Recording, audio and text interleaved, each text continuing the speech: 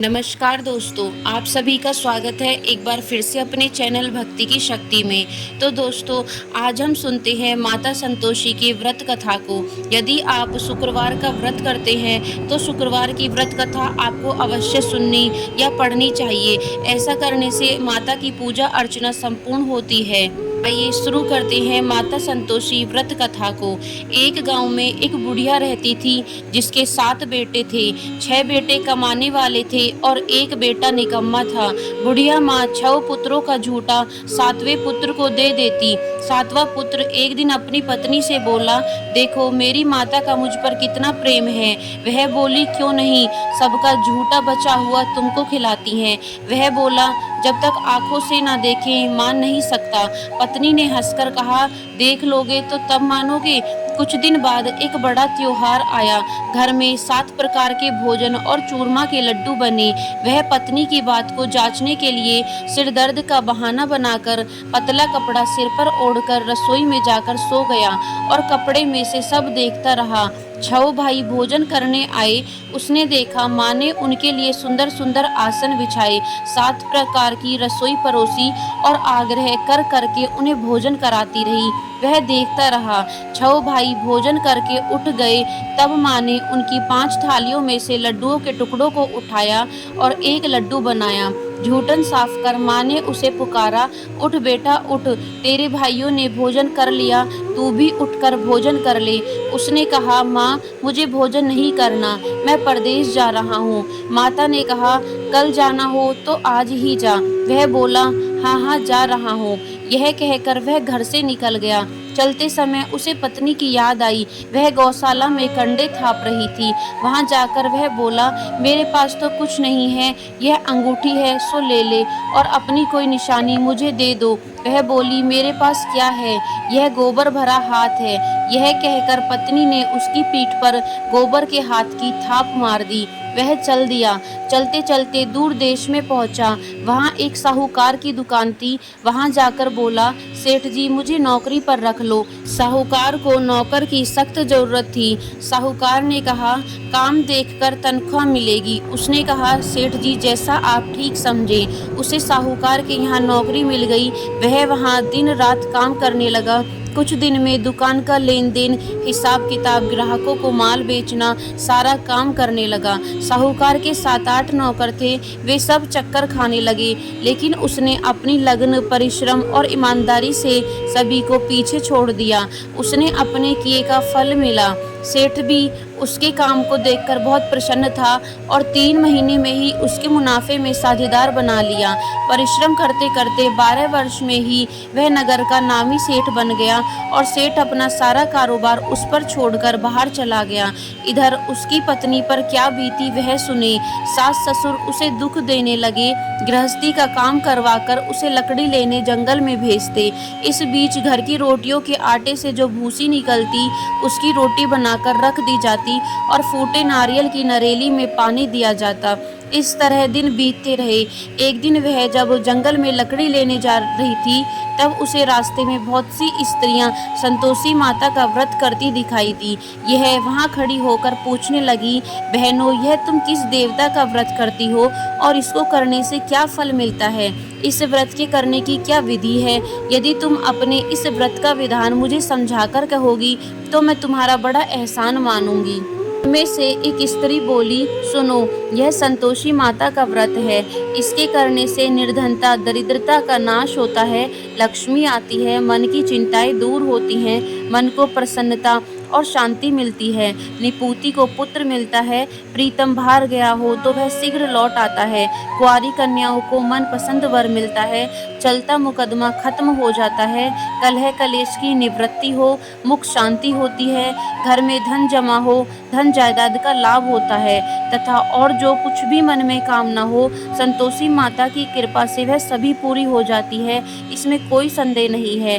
वह पूछने लगी, यह व्रत कैसे किया जाता है, यह भी बताओ तो बड़ी कृपा होगी। वह स्त्री कहने लगी, बिना परेशानी, श्रद्धा और प्रेम से जितना भी बन सके प्रसाद लेना, 5.25 पैसे से 5.25 आने तक तथा इससे भी ज़्यादा शक्ति और भक्ति के अनुसार गुड़ और चना लें। हर शुक्रवार को निराहार रहकर कथा कहना और सुनना। लगातार नियमों का पालन करना। सुनने वाला कोई न मिले तो घी का दीपक जलाकर उसके आगे जल के पात्र को रखकर कथा कहना, परंतु नियम ना टूटे। जब तक कार्य सिद्ध न हो नियम पालन करना और कार्य सिद्ध हो जाने पर व्रत का उद्यापन करना। 3 मास में माता पूरा फल प्रदान करती है। यदि किसी के ग्रह खोटे हों तब भी माता 1 वर्ष में अवश्य उनको अनुकूल करती है। कार्य सिद्ध होने पर ही उद्यापन करना चाहिए, बीच में नहीं। उद्यापन में 2.5 सेर आटे का खाजा तथा इसी अनुसार खीर तथा चने का साग बनाना। 8 बच्चों को भोजन कराना। जहाँ तक मिले देवर जेठ भाई बंधु कुटुंब के लड़के लेना, ना मिले तो रिश्तेदारों और पड़ोसियों के लड़के बुलाना, उन्हें भोजन करा यथाशक्ति दक्षिणा दें। माता का नियम पूरा करना। ध्यान रखना इस दिन घर में कोई खटाई ना खाए। यह सुन वह वहाँ से चल दी। रास्ते में लकड़ी के बोझ को बेच दिया और उन पैसों में गुड़ चना ले माता के व्रत की तैयारी कर आगे चली। रास्ते में संतोषी माता के मंदिर में जा माता के चरणों में लौटने लगी। विनती करने लगी, माँ मैं दीन हूँ, निपट मूर्ख हूँ, व्रत के कोई नियम नहीं जानती, मैं बहुत दुखी हूँ। हे माता मेरा दुख दूर कर, मैं तेरी शरण में हूँ। माता को दया आई। एक शुक्रवार बीता कि दूसरे शुक्रवार को ही उसके पति का पत्र आया और तीसरे शुक्रवार को उसका भेजा हुआ पैसा आ पहुँचा। यह देखकर जेठानी मुँह सिकोड़ने लगी। इतने दिनों बाद इतना पैसा आया, इसमें क्या बड़ाई है। लड़के ताने देने लगे। काकी के पास अब पत्र आने लगे, रुपया आने लगा। अब तो काकी की खातिर बढ़ेगी, अब तो काकी बुलाने से भी नहीं बोलेगी। बेचारी सरलता से कहती, भैया पत्र आए रुपया आए तो हम सबके लिए अच्छा है।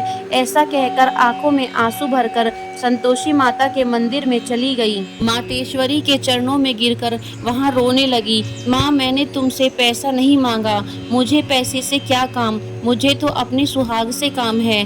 मैं तो अपने स्वामी के दर्शन और सेवा मांगती हूँ। तब माता ने प्रसन्न होकर कहा, जा बेटा तेरा स्वामी जल्दी ही आएगा।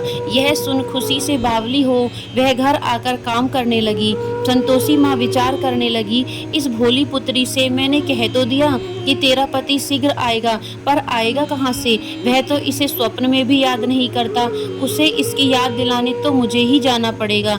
संतोषी माता ने उस बुढ़िया के बेटे को स्वप्न में समझाया, पुत्र तेरी घरवाली कष्ट उठा रही है। वह बोला, हाँ माता यह तो मुझे भी मालूम है, परंतु मैं क्या करूँ, वहाँ कैसे जाऊँ। परदेश की बात है, लेन देन का सारा हिसाब किताब है, कोई जाने का रास्ता नजर नहीं आता। आप ही कोई राह दिखाएं कि मैं वहाँ कैसे जाऊँ। माँ कहने लगी, सवेरे नहा धोकर संतोषी माता का नाम ले, घी का दीपक जला, दंडवत कर और दुकान पर जा बैठना। देखते देखते तेरा लेन देन सब चुक जाएगा, जमा माल बिक जाएगा, सांझ होते होते धन का ढेर लग जाएगा। वह अगले दिन सुबह बहुत जल्दी उठा। उसने अपने मित्र बंधुओं परिचितों से स्वप्न में माता द्वारा कही गई बात कह सुनाई। वे सब उसकी बात सुनकर उसकी खिल्ली उड़ाने लगे। वे कहने लगे कि कहीं कभी सपने की बात भी सच होती है। एक बूढ़ा व्यक्ति बहुत समझदार था। वह बोला, देखो भाई मेरी बात मानो, इस तरह सच या झूठ कहने के बदले देवता ने जैसा कहा है वैसा ही करना, तेरा क्या जाता है। बूढ़े की बात मानकर नहा धोकर उसने संतोषी माता को प्रणाम किया, फिर घी का दीपक जलाकर दुकान पर जा बैठा। शाम तक धन का ढेर लग गया। वह हैरान हुआ, मन में संतोषी माता का नाम ले प्रसन्न हो घर जाने के वास्ते गहना कपड़ा और सामान खरीदने लगा। सब काम से निपट अपने घर को रवाना हुआ। उधर उसकी पत्नी जंगल में लकड़ी लेने गई। लौटते वक्त थक जाने के कारण संतोषी माता के मंदिर पर विश्राम करने बैठ गई। यह तो उसके रोज रुकने का स्थान था। धूल उड़ती देख उसने माता से पूछा, हे माता यह धूल कैसी उड़ रही है। माँ ने कहा, हे पुत्री तेरा पति आ रहा है, अब तू ऐसा कर, लकड़ियों के 3 बोझ बना, एक नदी के किनारे रख, दूसरा मेरे मंदिर पर और तीसरा अपने सिर पर रख। तेरे पति को लकड़ी का गट्ठा देखकर मोह पैदा होगा, यह वहाँ रुकेगा, नाश्ता पानी बना खाकर माँ से मिलने जाएगा। तू लकड़ी का बोझ उठाकर जाना और बीच चौक में गड्ढा डालकर 3 आवाजें जोर से लगाना।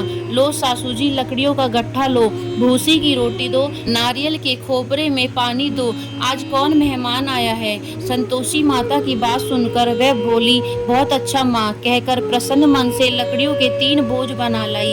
एक नदी के तट पर, दूसरा माता के मंदिर पर रखा। इतने में ही मुसाफिर आ पहुंचा। सूखी लकड़ी देख उसको इच्छा हुई कि अब यहीं विश्राम कर ले और भोजन बनाकर खा पीकर गांव चले। इस प्रकार भोजन कर विश्राम कर वह अपने गांव में आ गया। उसी समय बहू सिर पर लकड़ी का गट्ठा ले आई। उसने गट्ठे को आंगन में डाला, जोर से 3 आवाजें दी, लो सासू जी लकड़ी का गट्ठा लो, भूसी की रोटी दो, नारियल के खोपड़ में पानी दो, आज कौन मेहमान आया है। यह सुनकर सास ने अपने दिए हुए कष्टों को भुलाने के लिए कहा, बहू तू ऐसा क्यों कहती है, तेरा मालिक ही तो आया है, बैठ मीठा भात खाकर कपड़े गहने पहन। पत्नी की आवाज सुनकर उसका स्वामी बाहर आया और उसके हाथ में पहनी अंगूठी देख व्याकुल हो गया। उसने माँ से पूछा, माँ यह कौन है। माँ बोली, बेटा तेरी पत्नी है, आज 12 वर्ष हो गए हैं, जब से तू गया है तब से सारे गांव में जानवर की तरह भटकती फिरती है, कामकाज कुछ नहीं करती, 4 समय आकर खा जाती है। अब मुझे देखकर भूसी की रोटी और नारियल के खापरे में पानी मांगती है। वह बोला, माँ मैंने इसे भी देखा है और तुम्हें भी, मुझे दूसरे घर की चाबी दो, मैं उसमें रहूंगा। ठीक है बेटा, जैसी तेरी मर्जी, कहकर माँ ने चाबी का गुच्छा बेटा के सामने रख दिया। उसने दूसरे घर को खोलकर सारा सामान जमाया। एक ही दिन में वहां राजा के महल जैसा ठाट बाट बन गया। अब क्या था, वह सुख भोगने लगी। अगला शुक्रवार उसने पति से कहा, मुझे संतोषी माता का उद्यापन करना है। पति बोला, बहुत अच्छा, खुशी से करो। वह उद्यापन की तैयारी करने लगी। जेठ के लड़कों को भोजन के लिए कहने गई, उन्होंने मंजूर किया, परंतु पीछे से जेठानी ने अपने बच्चों को सिखलाया, देखो रे, भोजन के समय सब लोग खटाई मांगना, ये उसका उद्यापन पूरा ना हो। लड़के भोजन करने आए, खीर पेट भरकर खाई, परंतु बात याद आते ही कहने लगे, हमें कुछ खटाई खाने को दो, खीर खाना हमें भाता नहीं, देखकर अरुचि होती है। लड़के उठ खड़े हुए बोले, पैसा लाओ। भोली बहू कुछ नहीं जानती थी, उसने उन्हें पैसे दे दिए। लड़कों ने बाजार जाकर उन पैसों से इमली खरीदी और खाई। यह देखकर बहू पर माताजी ने कोप किया। राजा के दूत उसके पति को पकड़कर ले गए। अब सब मालूम हो जाएगा जब जेल की रोटी खाएगा। बहू से यह वचन सहन नहीं हुए। वह संतोषी माता के मंदिर में गई और कहने लगी, माता तुमने यह क्या किया, हंसाकर क्यों रुलाने लगी। माता बोली, पुत्री तूने मेरा व्रत भंग किया है, इतनी जल्दी सब बातें भुला दी। वह बोली, माता भूली तो कुछ नहीं हूँ, ना कुछ अपराध किया है, मुझे तो लड़कों ने भूल में डाल दिया, मुझे क्षमा करो माँ। माँ बोली, ऐसे भूल भी कहीं होती है। वह बोली, अब कोई भूल नहीं होगी, अब बताओ मेरा पति कैसे आएगा। माँ बोली, पुत्री जा, तेरा पति तुझे रास्ते में ही आता मिलेगा। वह मंदिर से निकलकर बाहर आई तो रास्ते में उसे अपना पति आता हुआ मिला। उसने पूछा, कहाँ गए थे। वह बोला, इतना धन जो कमाया है उसका कर राजा ने मांगा था, वह भरने गया था। वह प्रसन्न होकर बोली, भला हुआ, अब घर चलो। फिर अगला शुक्रवार आया। वह बोली, मुझे माता का उद्यापन करना है। पति ने कहा, ठीक है करो। वह फिर से जेठ के लड़कों से भोजन को कहने गई। जेठानी ने लड़कों को सिखा दिया कि तुम पहले की तरह ही खटाई मांगना। लड़के भोजन करने बैठे, लेकिन भोजन करने से पहले ही कहने लगे, हमें खीर पूरी नहीं भाती, जी बिगड़ता है, कुछ खटाई खाने को दो।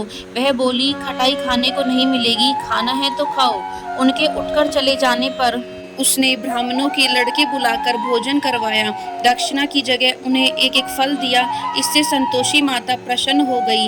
माता की कृपा से 9 महीने के बाद उसको चंद्रमा के समान एक सुंदर पुत्र प्राप्त हुआ। पुत्र को लेकर वह प्रतिदिन संतोषी माता के मंदिर में जाने लगी। माँ ने सोचा कि यह रोज आती है, आज क्यों ना मैं ही इसके घर चलूं, इसका आसरा देखूं तो सही। यह विचार कर माता ने भयानक रूप बनाया।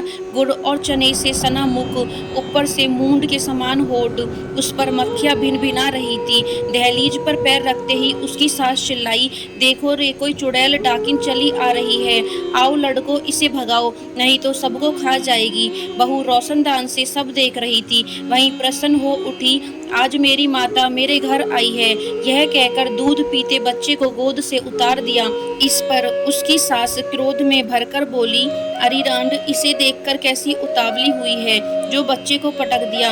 इतने में माँ के प्रताप से जहाँ देखो वहाँ लड़के ही लड़के नजर आने लगे। यह बोली, माँ जी, मैं जिनका व्रत करती हूँ यह वही संतोषी माता है। इतना कह उसने झट से घर के सारे किवाड़ खोल दिए। सबने माता के चरण पकड़ लिए और विनती कर कहने लगे, हे माता, हम मूर्ख हैं, अज्ञानी हैं, तुम्हारे व्रत की विधि हम नहीं जानते। तुम्हारा व्रत भंग कर हमने बड़ा अपराध किया है। हे माता, आप हमारे अपराधों को क्षमा करो। इस प्रकार बार बार कहने पर संतोषी माता प्रसन्न हुई। इसके बाद उसकी सास कहने लगी, हे संतोषी माता, आपने बहू को जैसा फल दिया है वैसा सबको देना। जो यह कथा सुने या पढ़े उसके सभी मनोरथ पूर्ण हो। तो दोस्तों, यह थी संतोषी माता के व्रत की कथा। यदि वीडियो आपको पसंद आई हो तो चैनल को सब्सक्राइब करना बिल्कुल ना भूलें और वीडियो को लाइक एंड शेयर जरूर करें। संतोषी माता की जय हो।